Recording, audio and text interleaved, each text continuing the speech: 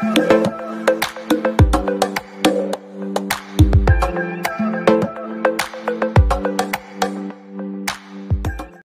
Friends, आज हम 11th के पार्ट 1 के चैप्टर नंबर 2 एटॉमिक स्ट्रक्चर की बात करेंगे। एटॉमिक स्ट्रक्चर मतलब परमाणु की संरचना।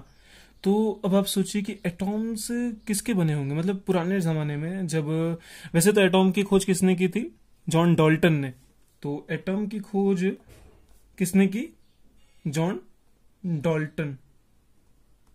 ठीक, जॉन डाल्टन ने। इन्होंने क्या बताया उस टाइम, मतलब वो 1850 की बात है, 1850 की। उस टाइम में इन्होंने बताया कि कोई भी पार्टिकल हो, मतलब मान लो कोई भी चीज हो, हाँ, उसका छोटे से छोटा जो भाग होगा वो एटम होगा। अब हमें मालूम है कि भाई एटम्स के अंदर भी इलेक्ट्रॉन्स होते हैं, प्रोटॉन्स होते हैं, न्यूट्रॉन्स होते हैं, बहुत सारी रेज होती हैं, ये सब होते हैं। लेकिन 1850 में यही एक बहुत बड़ी खोज थी कि भाई एटॉम नाम की भी कोई चीज होती है। मतलब कोई भी एक सब्सटेंस है, कोई भी एक मटेरियल है, हर मटेरियल का अपना अपना एक अलग एटॉम होगा, उसके अलग अलग अपने गुणधर्म होंगे, हर अलग अलग कैरेक्टरिस्टिक्स होंगे। ठीक, तो यही एक बहुत बड़ी खोज थी कि एटॉम्स क्या है। तो उन्होंने क्या बताया, जॉन डाल्टन ने बताया कि एटॉम्स कोई भी एलिमेंट्स की, कोई भी कुछ भी हो, उसका एक छोटे से छोटा भाग है जिसका हम विभाजन नहीं कर सकते। विभाजन मतलब इसको डिवाइड नहीं किया जा सकता, मतलब atom can not be divided.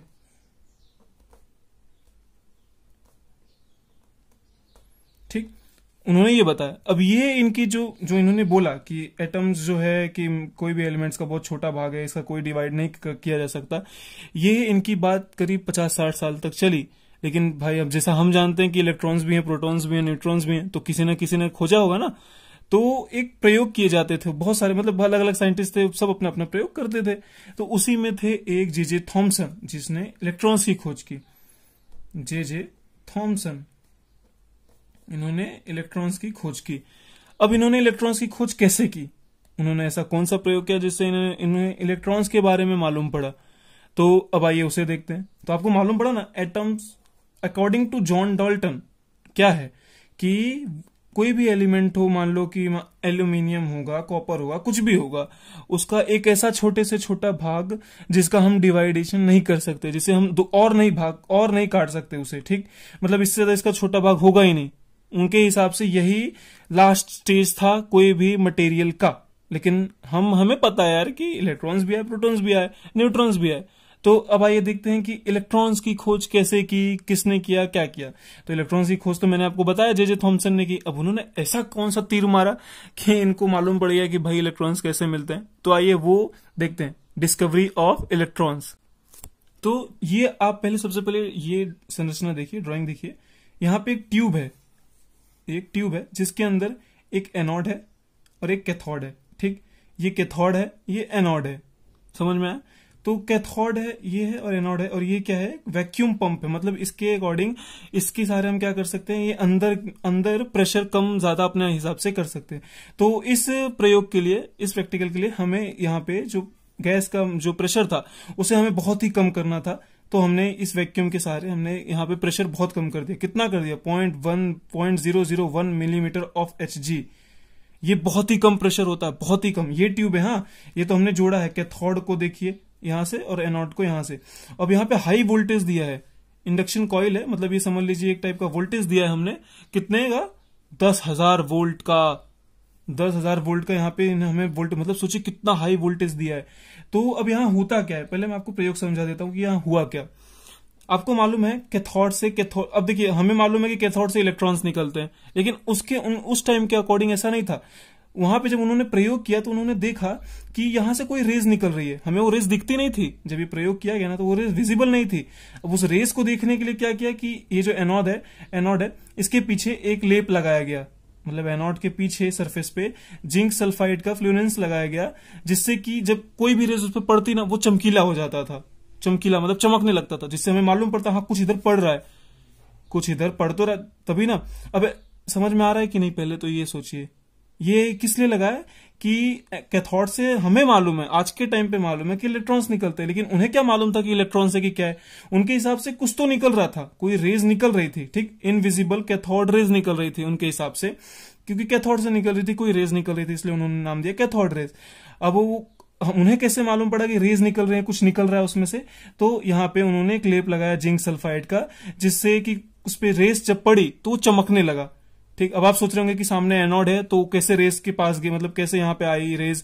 तो उन्होंने एनोड में देखिए छोटे छोटे होल्स कर रखे थे, जिससे कि वो रेज इधर से निकले और यहाँ पे पड़े, तो ये चमकता था।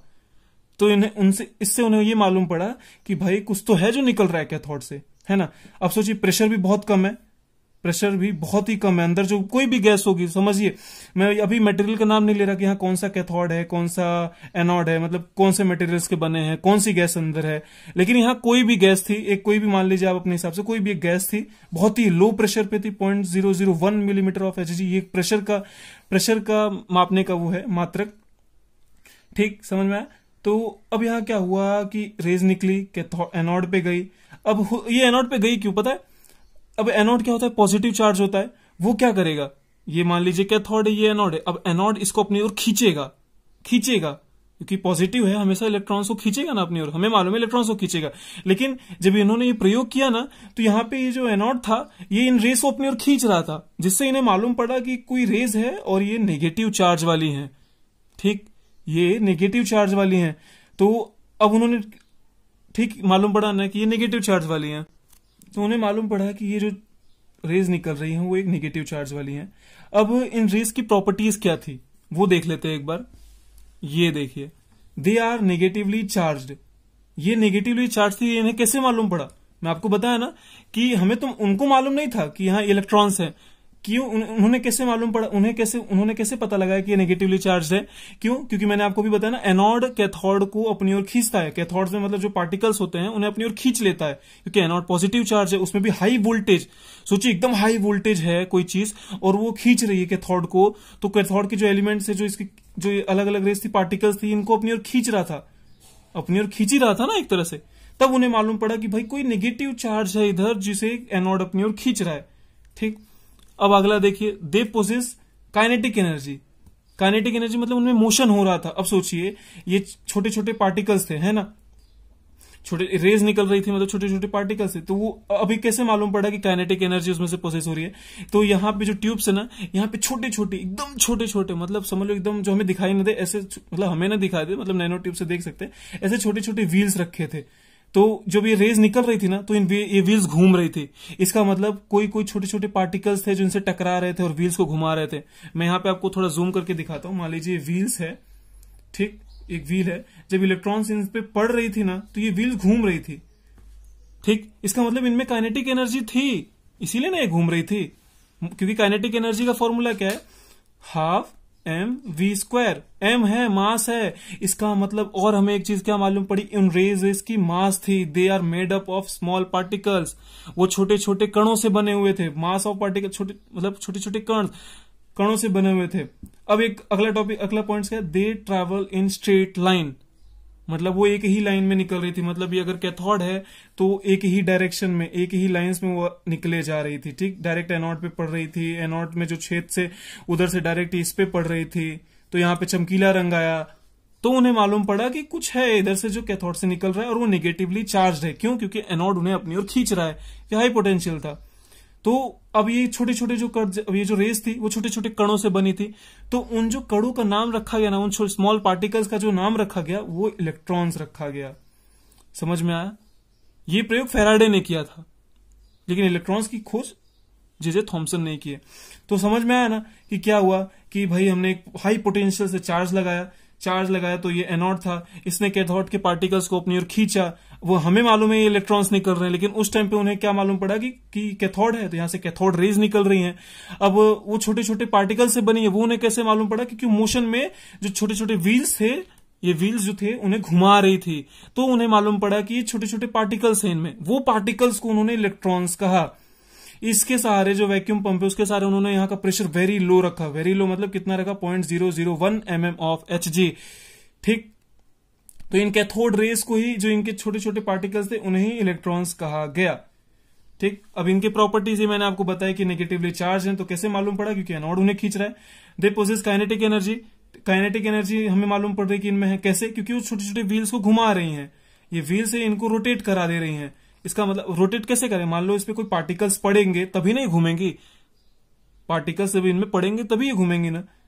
समझ में आया कि नहीं?